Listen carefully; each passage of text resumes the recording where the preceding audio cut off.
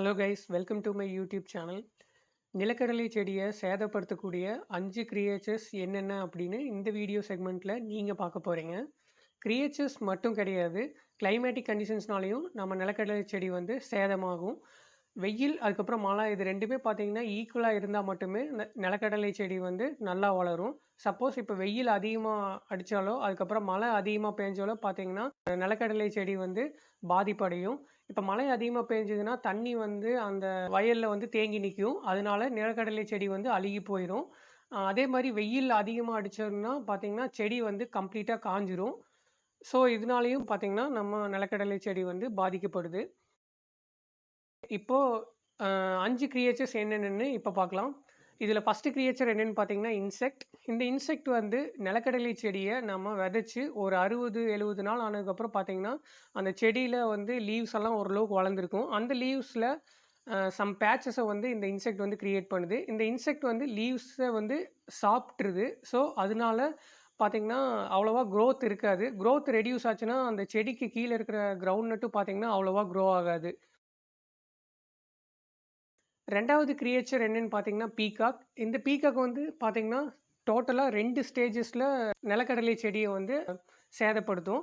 மொதல் ஸ்டேஜ் எப்போன்னு பார்த்தீங்கன்னா, நம்ம நிலக்கடலை செடியை விதைச்சு ஒரு 5, 6 நாள் ஆனதுக்கப்புறம் பார்த்தீங்கன்னா, அது லைட்டா மண்ணிலிருந்து அப்போ தான் அந்த செடி வந்து வளர்ந்து வந்திருக்கும். அப்போ இந்த பீகாக் வந்து அந்த செடியை என்ன நினச்சிக்குன்னா, அது ஒரு புழுவு அப்படின்னு நினச்சு அதைய புடுங்கி கீழே போட்டுரும்.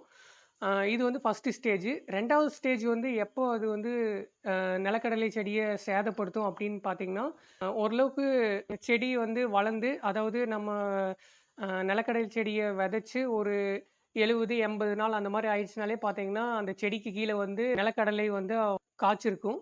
அப்போ பார்த்தீங்கன்னா, அந்த பீகாக் வந்து ஒண்ணு செடிய புடுங்கி போட்டு அந்த நிலக்கடலைய சாப்பிட்ரும். அப்படி இல்லைன்னு பார்த்தீங்கன்னா, அது மண்ணிலேயே அப்படியே பறிச்சு அந்த செடிக்கு அடியில நிலத்துக்கு கீழ வளர்ந்துருக்க அந்த நிலக்கடலைய வந்து அது சாப்பிடும். ஸோ, இதனால அது நிலக்கடலை வந்து சேதமடையும்.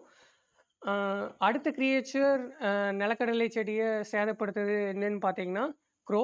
இந்த காக்கா வந்து பீகாக் மாரியே 2 ஸ்டேஜஸ்ல நிலக்கடலை செடிய சேதப்படுத்தும். ஃபர்ஸ்ட் ஸ்டேஜ் எப்போன்னு பார்த்தீங்கன்னா, நிலக்கடலைய விதைச்சு ஒரு 6 நாள் இல்ல 7 நாள் ஆனதுக்கப்புறம் பார்த்தீங்கன்னா, அது லேசா முளைச்சு வரும். அப்போ பார்த்தீங்கன்னா, பீகாக் பண்ற மாரியே வந்து அது புழுவுன்னு நெனச்சு அந்த செடிய புடுங்கி போட்டுரும். ஸோ, இது வந்து ஃபர்ஸ்ட் ஸ்டேஜ்ல சேதப்படுத்துறது.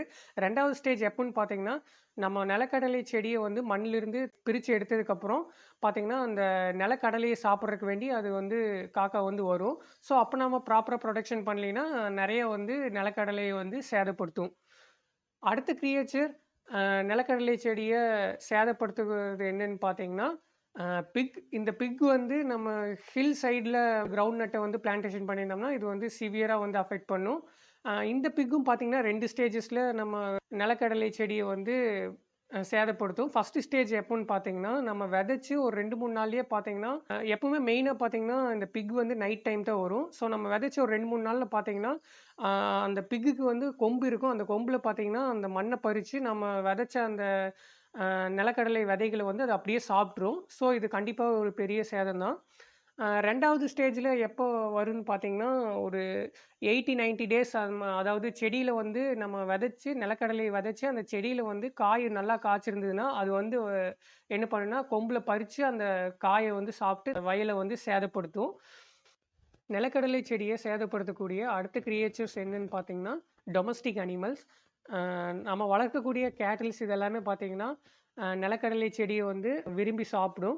ஸோ, ஹியூமன் மிஸ்டேக்னால அது ஹேப்பன் ஆகறதுக்கு சான்சஸ் இருக்கு. பட் இந்த இந்த மாரி நடக்கறதுக்கு வந்து ரொம்பவே கம்மியான சான்சஸ் மட்டும் தான் இருக்கு.